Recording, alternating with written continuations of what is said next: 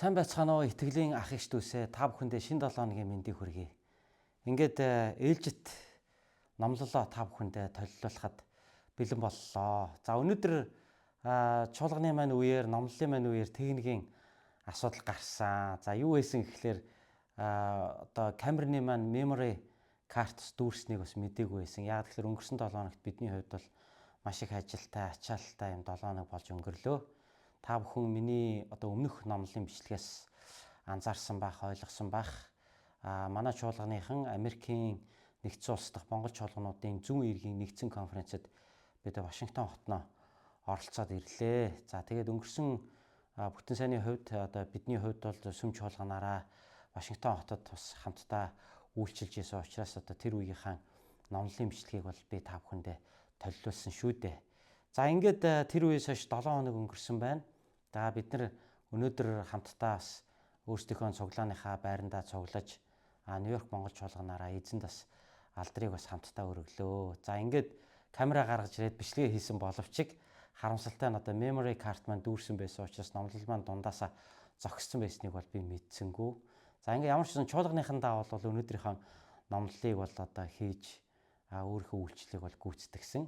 За ингээд нэгэнт номлол маань одоо бүрэн ихээрээ бичигдэж амжаагүй учраас одоо нийт сонсогч, үзэгч, итгэлийн одоо эзэн Есүс Христийн загалмайн замаар хамтдаа тэмцэгч итгэлийн ах эгч дүүс та бүхэндээ миний хувьд ээлжит номлолоос таслалгүй хүргэхийн тулд энэхүү номлолын бичлэгийг одоо 2 дахь удаага дахин та бүхэндээ одоо хийж толилуулж байна. За өнгөрсөн хугацаанд бид нар Йосеф шиг даван туул гэдэг 9 цоврал номлолыг хамтдаа суралцсан. За үүний дундор дахин амьсан эзэн Есүс Христийн амьсан баяр болоод за тэгээд одоо сайн баасан гаригийн цуглаан, 70 модны бүтэн сайнны цуглаан, амьсан баярын цуглаан гэх мэтчлэн одоо амьсан баяртай холбоотой 3 одоо номлолыг болвол энэ Йосеф шиг даван туул цоврлынхаа дундуур та бүхэнд бол цаг тухайн үед нь бол хүргэсэн. За ингээ өнгөрсөн бүтэн сайн өдөр бид нар одоо DC-д итгэлээр гэр бүлээ нугаах шиг барьж байгуулцгаая гэдэг сэдвээр одоо зүүн иргэн нэгдсэн конференц болсон учраас миний би тэрхүү конференцийн үеэр гэр бүлийн мөргөл гэдэг сэдвээр хуваалцсан. За тэгээд номлолынхаа бичлэгийг би өөрөө тусад нь хийгээд та бүхэндээ толилуулсан. За тэгвэл одоо ингээд өнөөдрийн эзний үгийн цагтаа бүгдээ хамтдаа орцгоё. Би өнөөдөр эзний үгийг та бүхэндээ Үйлс 2 дугаар бүлгийн 37-оос 47 дугаар ишлэлээс хаалцахыг хүссэн юм аа.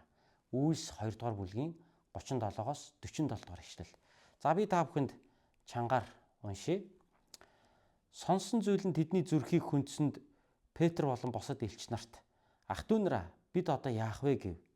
Петр тэдэнд гимшиг түн гим нүглээ уучлуулахын төлөө та нар цөм Есүс Христийн нэрээр баптизм хүртцгээе.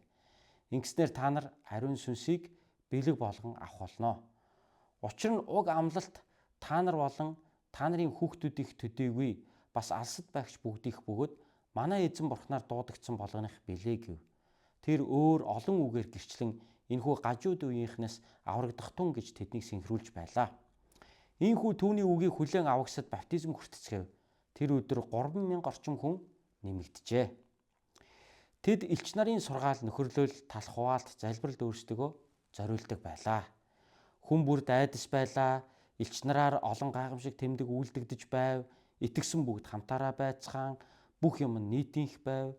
Тэд эзэмшил өмч хөрөнгөө худалдаж хүн бүрийн хэрэгцээг харгалзан бүгдэд түгээдэг байлаа.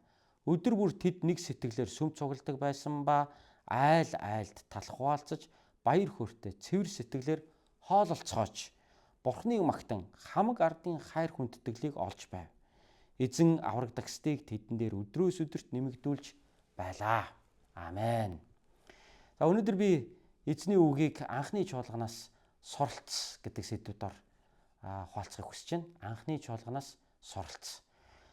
За одоогоос 2000 гаруй жилийн тэртээ эзэн Есүс Христийг Тэнгэр рүү дуудсан хойно түүний дагалдагч болон 12 элч нарын дээр ариун сүнс бууж ирснээр анхны чуулган маш гайхалтай арга замаар байгуулагдчихснийг бидний Үйлс номоос уншдаг. За ялангуяа өнөөдөр бидний уншиж байгаа нь Үйлс номын 2 дугаар бүлэг дээр бол Илч Петр Пентекост баярын үеэр Иерусалим хотод цугларсан газар газрын евдээчүүдэд ариун сүнсний хүч чадлаар эзний сайн мэдээг тунхалж байгаа тухай бид нар хамтдаа 2 дугаар бүлгээс бүхэлд нь үзнэ. Би Амилсан баярын үеэр яг энэ Петрийн энэ Үүс 2 дугаар бүлэг дээр хийсэн Петрийн номлолоос эзэн Есүс Христийн амьлалтын тухай та бүхэндээ хаалцж ясныг магадгүй санаж байгаа бахаа гэж бодож байна.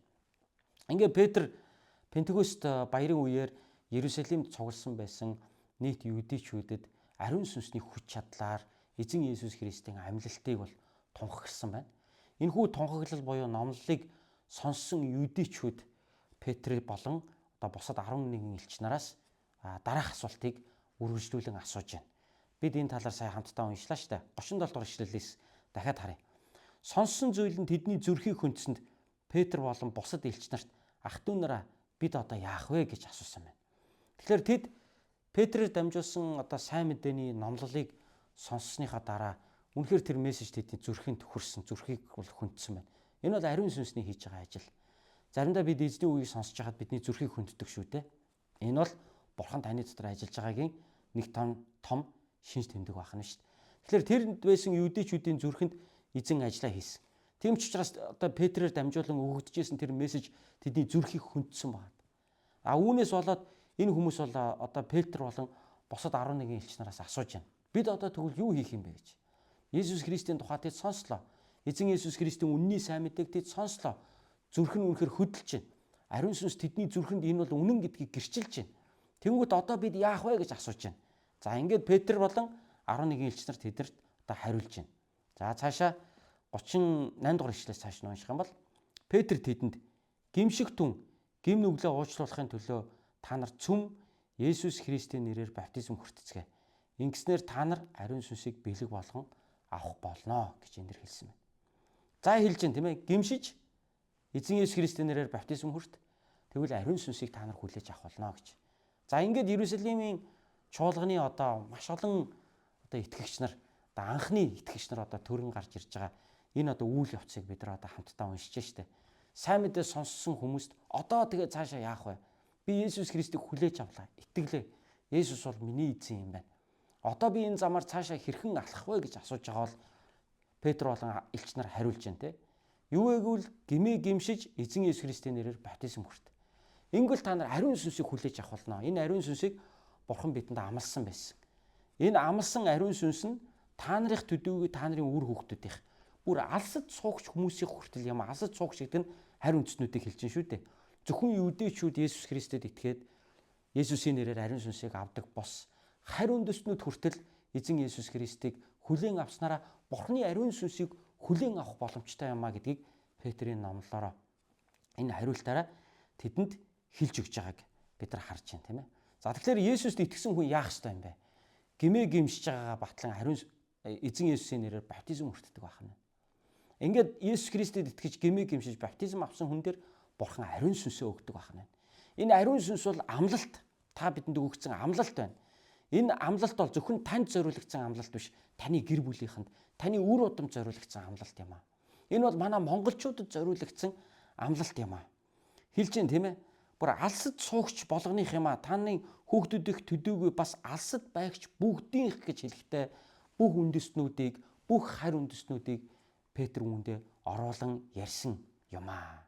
Тэгэхээр Христ итгэл гэдэг бол бүх үндэстнүүдийн Христ итгэл. Христ итгэлийг ямар нэгэн улс үндэстэн зөвхөн өөрийн болгож өмчлөх бол ямар ч арга байхгүй. Учир нь Есүс бүх үндэстнүүдийн төлөө ирсэн. Есүс бүх үндэстнийг аврахын тулд ирсэн. Тэгэхээр Христ итгэл гэдэг бол бүх үндэстэнд зориулагдсан Бурханы сайн мэдээ. Энэхүү сайн мэдээнд итгэж гимээ гимшиж баптизм хүртснээрээ ямар ч үндэстний хүн бай Бурханы ариун сүнсийг хүлээн авдаг. Бурхан голлгүйгээр тэдний дээр ариун сүнсээ асгадаг болоо. Тэгэхээр баптизм гэдэг нь юу вэ гэвэл Есүс Христэд итгэж гим нүглэн Есүсийн золиослуулах загалмайн цусаар дамжуулан угаагдсан гэдгийг маань бэлэг тэмдэг болж өгдөг ёслол байдаг. Баптизмыг чуулганууд янз бүрээр хийдэг л дээ. Зарим нь дээрээс нь ус жоохон цацаг маягтай хийдэг бол зарим нь зүгээр тусаагаад хийх тохиолдол байна.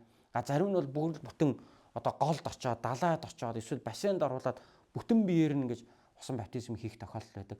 Усан баптизмын хэлбэрийн тухайд би өнөөдөр та бүхэнтэй ямар нэгэн зүйл ярьж маргаантай сэдвийг би хөндмөргүй байна.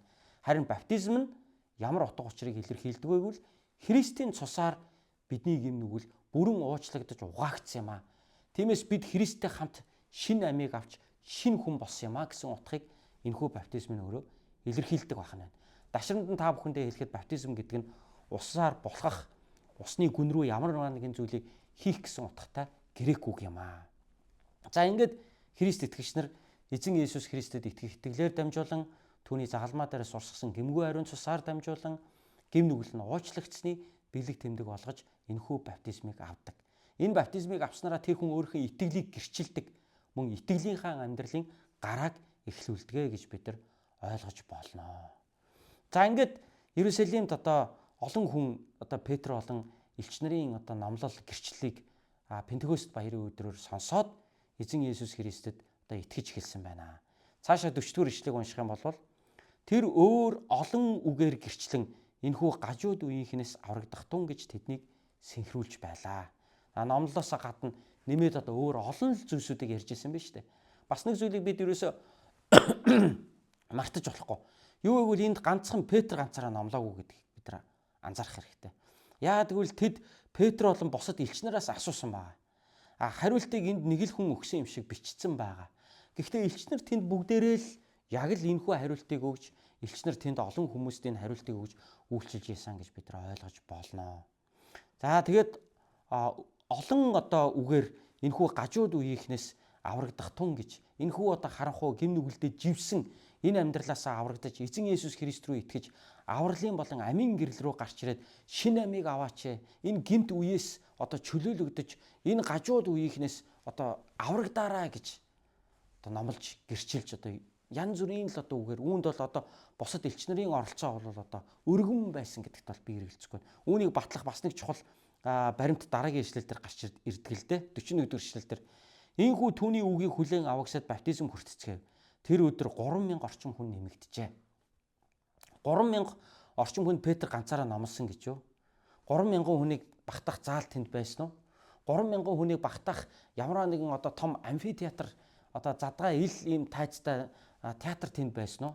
3000 хүнд нэг хүн ганцаараа номлоход бүгдээрэнд нь хүртээмжтэй сонсогдох боломж байсан уу? Ийм одоо боломж тэр хавьд ялангуяа тэр үеийн Иерусалим хотод байсан гэж юу? Гэтэл тэр өдөр баптизм хүртэж эзний хүлээж авсан хүмүүс нь 3000 гэж байна. Тэгэхээр элч нар 12 элч нар бол хамтдаа үйлчилсэн гэдэг нь тодорхой байна. Мэдээж Үүс номыг бичигч Лук бол яг энэ Пентекост баярын үеэр одоо Петр гол мессежийг дамжуулсан учраас Петрийн дамжуулсан элч Петрийн дамжуулсан гол мессежийг энд бол бичиж үлдээсэн. Харин үүний зэрэгцээ энэ 3000 хүнийг одоо Христэд итгэж баптизм хүртэхэд нь бусад элч нарын оролцоо үйлчлэл бол байсан гэдгийг бид ойлгож болно. Яг тэгвэл тэд багаар үйлчилж ирсэн юм а гэдгийг бид эндээс харж штэ. Тэгэхээр аливаа үйлчлэл гэдэг бол одоо нэг одоо галтай хүн ганцаараа байснараа бас хийчдэг зүйл биш. Энэ бол багаар үйлчилдэг зүйл юм а гэж. Ялангуяа 3000 хүнд бол Петр ганцаараа баптизм хүртээж амжихгүй. 3000 хүнд Петр ганцаараа энэ мессежийг тодорхой хүргэх бол боломж бол байгаагүй. Яаж ч бодсон. Тэгэхээр энэ олон хүнд элч нар хамтдаа үйлчилж, хамтдаа хүрж, хамтдаа тэр мессежийг хүргэжсэн. Тийм ч учраас Үүс номдэр бичгтээ тэр олон нарийн деталуудыг бичихгээсээ илүүтэй гол босон зүйлийг л онцолж тэмдэглэх нь л энэ номын гол зорилго байсан шүү дээ. Бусад элчрийн нэг Матай, эсвэл бусад элчрийн нэг одоо Прохор, эсвэл одоо Никанор, эсвэл одоо Андрэ, Яаков, Йохан тэрүүд одоо бас юу хийж, яаж үйлчилж, яаж эдгээр одоо хамтдаа ажиллаж исэн бэ гэдгийг бол бид бол яг энэ дэр тодорхой бичиг учраас бид бол сайн мэдгүй. Гэтэл хамтдаа үйлчилж исэн гэдэг нь бол тодорхой шүү дээ. За ингээд анхны итгэгч нар Есүс Христийн сайн мэдээг сонсож итгэж, тэд гимшиж баптизм авах ёстой байна гэдгийг ойлгож баптизм авч ийхүү одоо олон хүний дээр одоо Бурхны амлсан ариун сүнс Есүс Христэд итгэх итгэлээр нь дамжуулан ирсэн байна гэж бид нар ойлгож байна. За ийхүү чуулганы суурь тавигдаж байна. Анхны чуулган одоо бий болж байна, тийм ээ. Ингээд одоо анхны чуулган цаашаа хэрхэн одоо өсөж өндийж яваа гэдгийг Үүс одоо 2 дугаар бүлэг зөвхөн одоо Иерусалимийн анхны чуулганд төдийгүй ер нь харь үндэстнүүдэд сайн мэдээ тараахад тэнд одоо анхны чуулганд хэрхэн өсөж өндийж исэн бэ гэдгийг Үүс ном болвол биднэрт олон чухал зүйлсүүдийг бол заадаг байгаа. Тэгэхээр манай Нью-Йорк Монгол чуулганы хувьд бол одоо энэ 2 жил шахам хугацаанд бид нар арай 2 жил болоогүй байна. За энэ 1 жил 9 сарын хугацаанд бол үнэхэрийн одоо бид нар хэлбэр дүрсээ олох, нэг учраа олох, Христ итгэлийн үнэт зүйл, Христ итгэлийн одоо гол тулгуур зүйлсүүдийг одоо суур үннүүдийг одоо ойлгож мэдэх, үүн дотроо нөхөрлөд сурах, залбирч сурах гэх мэтчлэн яг л одоо бяцхан хүүхэд эхээс мэдлээд 1-2 жилийн дараа хөлд орж эхэлдэгтэй адилхан манай чуулганы хувьд бол яг тэгж явж байгаа учраас өнөөдөр би анхны чуулганаас одоо авах сургамж гэдэг утгаар нь би өөрийнхөө Нью-Йорк Монгол чуулганда энэхүү одоо хэсгээс эзний үгийг хуваалцсан юм аа. Тэгэхээр магадгүй энэ хэсэг ч гэсэн өнөөдөр таны хамрагддаг чуулган, таны үйлчилж байгаа үйлчлэлд одоо энэ хэсгээс өгөгдөж байгаа сургамж эзний үг бол нэмэр хандив болно гэдэгт бол би хувьдаа эргэлзэхгүй байна.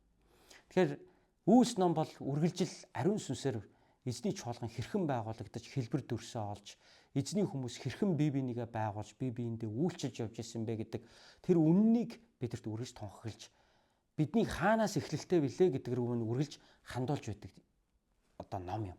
Тийм учраас өнөө үеийн монгол чуулганууд бид нар мөн ялгаагүй хөгжлийнхаа ямар ч шатанд явж исэн бэ үргэлж Бурхны чуулган хэрхэн байгуулагдаж эзний хүмүүс хэрхэн дагалдагч болон бэлтгэгдэж энэ итгэлийн замаар тэд хамтдаа явж исэн бэ гэдгээс бид үргэлж суралцсаар байх учиртай. За ингээд цааш нь үргэлжлүүлээд уншия. Тэд элч нарын сургаал, нөхөрлөл, талах хуваалт, залбиралд өөрсдөө зориулдаг байлаа гэж 42 дугаар ишлэл дээр хэлсэн байна. За ингээд нөгөө баптизм хүртсэн итгэгч нар маань одоо юу хийсэн бэ? Тэд цаашаа яасан бэ? Энэ чуулган цаашаа хэрхэн өрнөсөн бэ гэдгийг одоо дараагийн ишлэл бол тодорхой хэлж байна. За үүн дотор 42 дугаар ишлэл дээр хэлж байна тийм ээ. Тэд юуны түрүүнд элч нарын сургаалд. За тэгээ мөн нөхөрлөлд талах хуваалт гэдэг нь айлуудад хамтдаа одоо нөхөрлөж хооллдог байсныг нь хэлж байгаа. Тэгээ нөхөрлөлд энэ талах хуваалт гэдэг чинь одоо нэг дор л хийгдэжсэн зүйл байх нь шүү дээ. Тэд нар нөхөрлөчөө тусдаа талхаа хувааж исэн биш л дээ.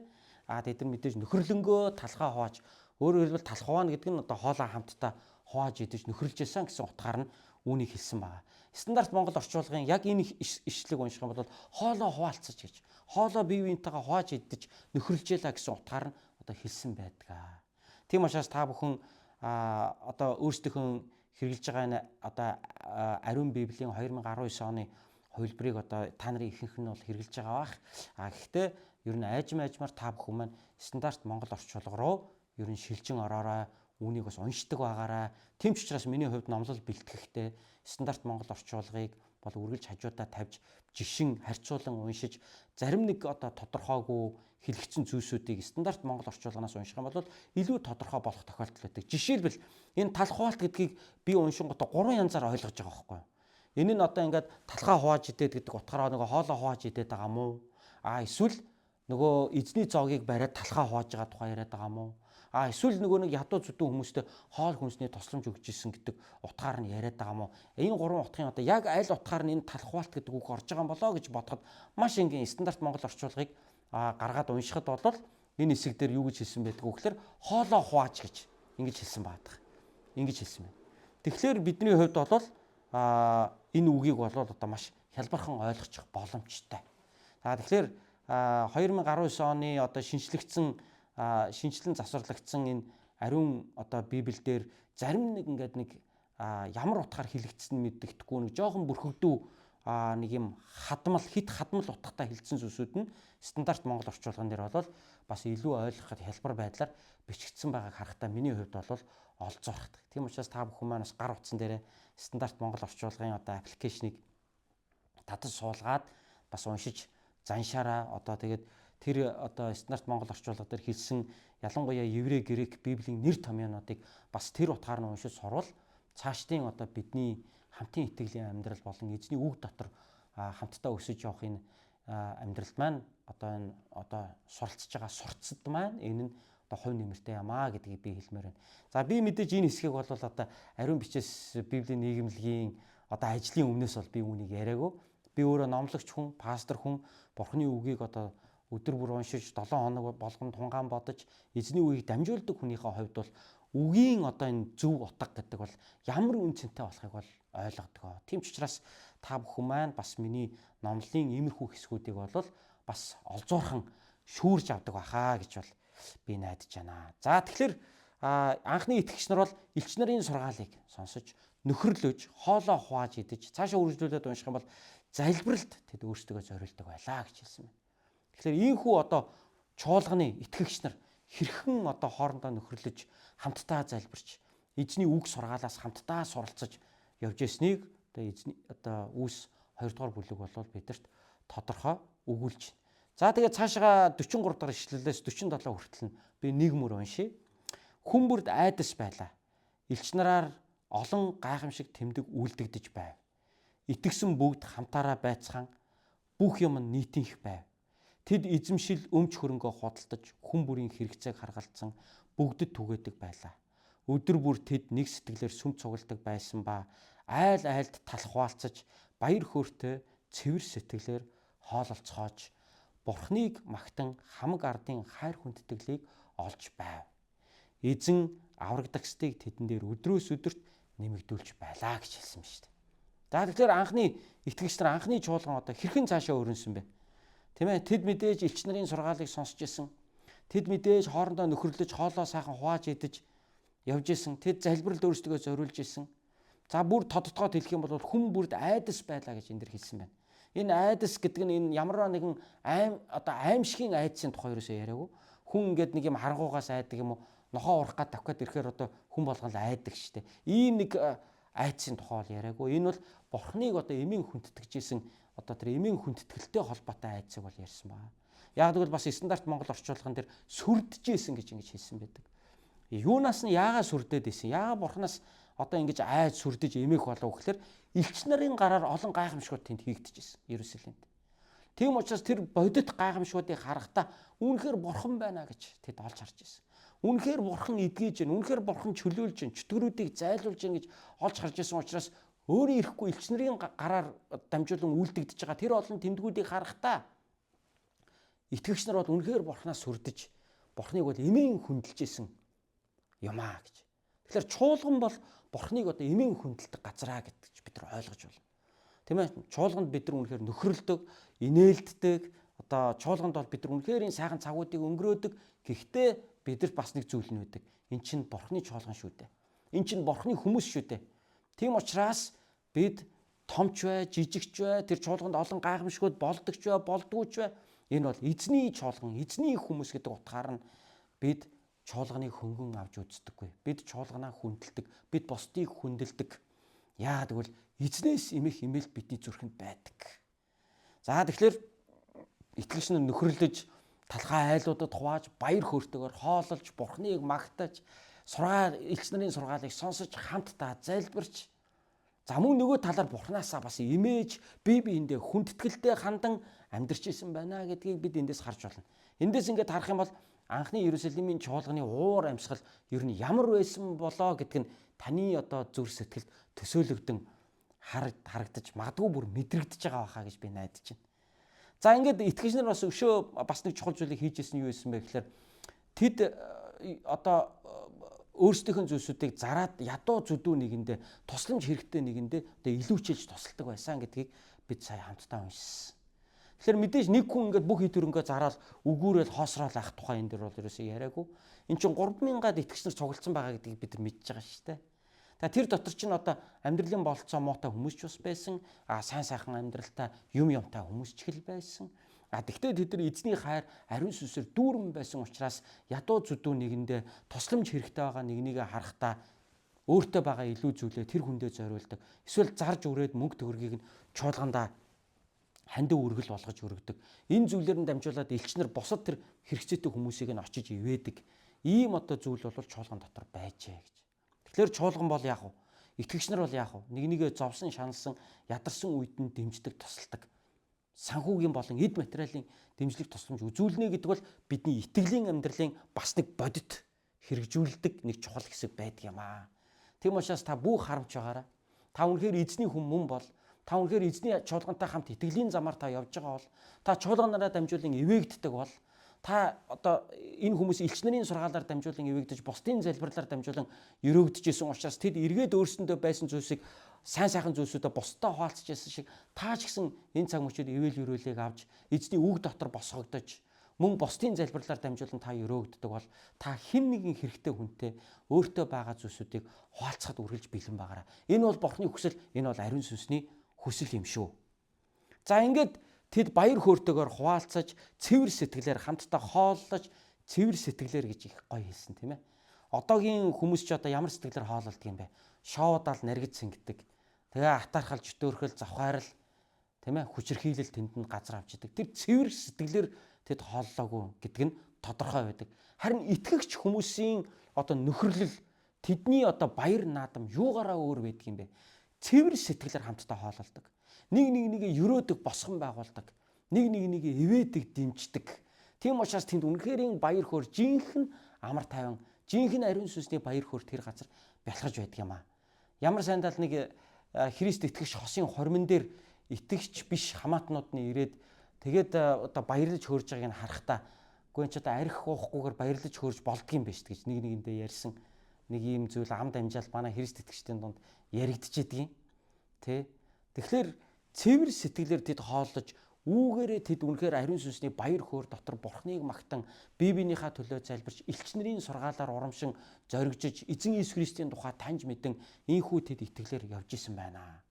Энэ байдлыг нь одоо бусад одоо ард олон харахтаа одоо тэднийг хайрлж хүндэтгдэг байсан байна. Яг бол Иерусалимийн чуулган хамаг ардын хайр хүндлэлийг олж байв гэж төгсгөлийн 47 дугаар ишлэлдэр хэлсэн байна шүү дээ. Тэгэхээр Иерусалимийн чуулган бол нийгэмдээ ч их нэр хүндтэй байж. Юугаараа нэр хүндтэй байсан бэ? Үнэхээр тэр хүмүүс нь зөв байсан. Үнэхээр тэдэн дээр бол онцгой эзний баяр хөөр, ерөөл, таалал, тослогоо оршиж ирсэн. Үнэхээр энэ байдлыг одоо итгэгч биш те одоо энгийн одоо бусад ард түмэн харахтаа хүртэл Христ итгэгчдийг хүндлэн одоо хайрладаг. Тэдний дунд орох, тэдэртэй найзлах, нөхөрлөх бол дуртай байсан байхана шүү дээ, тийм ээ. Өнөөдөр танаа чуулганд хүмүүс ингэж ханддаг уу? Танаа чуулган нийгэмдээ ингэж одоо эзний хайр, үнэн, зөвийг ингэж одоо гэрэлтүүлэн харуулж байна уу гэж. Тэгэхээр манай Нью-Йорк Монгол чуулганы хувьд бол олон жилийн турш одоо пасторгүй байсан, дагалдуулах хүнгүй, эзний үгийг үнэн зөвөөр заах одоо юм боломж бол байхгүй байсан учраас энэ Солонгос чуулган дээр хэлийг мэдэхгүй ямар ч байсан хэдэн монголчууд ирдэг. Тэгээд Солонгос чуулганаас ингээд тэр цөөхөн хэдэн монголчуудыг маань ямар тач ингээд нэг тооглоод халамжлаад явдаг байсан. Тэгээ яг нөгөө үнэн мэдлэг байхгүй, дагалдуулах хүн байхгүй байсан учраас чуулган дотор одоо пастор удирдагч гэж бас байхгүй байсан учраас харилцааны юм олон асуудлууд бас гарч исэн байдаг. Тэгээ ийм гашуун үеийг бас манай Нью-Йорк Монгол чуулган маань бас яг Нью-Йорк Монгол чуулганы тухайн үедээ нэрлэгдэг байсан. Тэгээд энэ чуулган дээр одоо ирж хамрагдж исэн монголчууд маань бол тухайн үедээ бол туулан гарсан. Харин одоо манай чуулганд нэг дэвшилттэй зүйл гарч ирж байгаа. Тэр нь юу вэ гэхээр бид маш эв нэгдэлтэй, эмх цэгцтэй, юунд итгэж байгаагаа мэддэг, яг монгол хэлээрээ бурхандаа мөргөл хүндлэлээ өргөдөг, бие бинийгээ өрөөдөг, босгон байгуулдаг одоо ийм одоо гайхалтай онцгой цаг үе рүү манай чуулган явж орсон. Ингээд Нью-Йорк хоттой манай чуулган, Нью-Йорк хотынхаа монголчуудаа манай чуулганы түүх бол одоо цоо шинээр одоо харагдаж, ойлгогдож, хүмүүсийн манай чуулганыг ойлгох ойлголт, манай чуулганд хандах хандлага бол одоо захаасаа эхлээд өөрчлөгдөж эхэлж байгаа гэдэгт бол эхэлж байгаад бол би хувьдаа бол баяртай байдаг. Тэгэхээр чуулган бод ийм л байх ёстой юм. Тэгэхээр анхны чуулганаас бидний одоо авах сургамж бол Үйлс номын туршид одоо маш олон зүйлсүүд бол байгаа. Зөвхөн энэ хэсгээс хуалцахад л одоо ийм байна л та. Тэгэхээр өнөөдөр таны чуулган ямар байгаа вэ? Таны үйлчлэл ямар байгаа вэ? Мөн та дөнгөж Христэд итгээд удаагүй байгаа бол та алийг нь хийдэг вэ? Та эзний үгээс байнга суралцдаг уу? Та түүнийг чин сэтгэлээсээ баяр хөөртэйгээр магтан дуулдаг уу? Та бусдад хуваалцдаг уу? Та бусдыг хайрлаж инэрдэг үү? Тийм ээ? Энэ бол одоо жинхэнэ дагалдагчийн амьдрал юм. Үүнгүүгээр одоо итгэлээрээ, сүнсээрээ одоо амжилттайгаар өсөж үр жимсийг гаргадаг итгэгч гэж юусоо байхгүй. Тийм учраас Христ итгэгч хүмүүсийн хувьд одоо хамтын амьдрал дотроо, чуулганы хамтын одоо эв нэгдэл дотроо бие биендээ үйлчлэн хамтдаа залбирч, хамтдаа эзний үгээс суралцаж, мөн бие бинийгээ ивэж, нэг нэгэндээ тусалж ингэж явснараа бидний итгэл бол улам одоо итгэлийн гал маань бол улам илүү бадран асдаг учиртай. Тэгэхээр энэ итгэлийн амьдрал одоо өнөөдөр би та бүгдийг бас урамшуул зоригж болохыг хүсэж байна. Ийм л чуулган байгаасаа гэж та бүхэн минь бас залбираасаа гэж би хүсэж байна. Тэгэхээр энэ сайхан одоо өсөлттэй, энэ гайхалтай ийм гал халуун буцалсан ийм хайраар дүүрэн үнэхээр ийм баяр хөөрөөр дүүрэн ариун сүнсний хүч чадлаар дүүрэн ийм чуулганы зүгээр хэн нэгэн хүн хүсээд бас бий болгочаагүй. Энийг ариун сүнс өөрөө бий болгосон. Тэр хүн хүсээд чуулганыг бас ийм хэлбэр дүрсэнд оруулцдаг юм байна. Энийг ариун сүнс бурхан өөрөө энэ хүмүүсийн зүрхэнд хийсэн. Тэгэхээр бурханы ариун сүнсээр дүүрсэн хүмүүс чинь авралын баяр хөөр аваад ариун сүнсний баяр хөөрөөр дүүрээд энэ хүмүүс чи яаж нөхөр өөр ирэхгүй бурханыгаа магтчихна. Хамтдаа бие биен руугаа хүсэн тэмүүлж хамтдаа байж зовлон жаргалаа хаалцаж хамтдаа залбирдаг болж байна. Хамтдаа элч нарын сургаалыг сонсож тэдний үгсээр дамжуулан Есүсийг улам илүү таньж мэдэн итгэл дотроо зоригдж исэн байна. Тэгээд ч барахгүй эргэн тойрондоо тэд гэрчлэл болж эргэн тойрных нь хүртэл тэдийг одоо хүндлэн шагшин магтж исэн байна.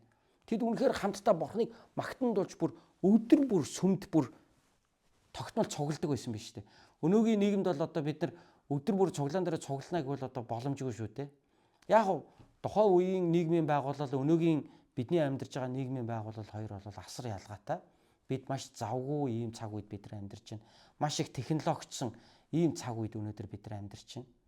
Тэгэхээр тэр үеийн нийгмийн байгууллал бол маш өөр байсан. Тийм учраас тэдний хувьд бол цагаа бүртгүүлэх, өдрийн 8 цагаар заавал ажиллах, тогтмол нэг албан байгууллагт хамрагдах, тэгээд нэг иймэрхүү зүйлсүүд бол тэр болгон байдаггүй байсан учраас тэд нар бол маллаад гар урлаа хийгээд одоо бичиг номоо заагаад за бусад цагаар нь бол эдгээр одоо ингээд цоглдог юм байж. За одоо орчин үед бол төвжирлээс эхлүүлээд бид нар өдөр болгон нэг газар бөөндөө цоглоно гэдэг бол боломжгүй болсон.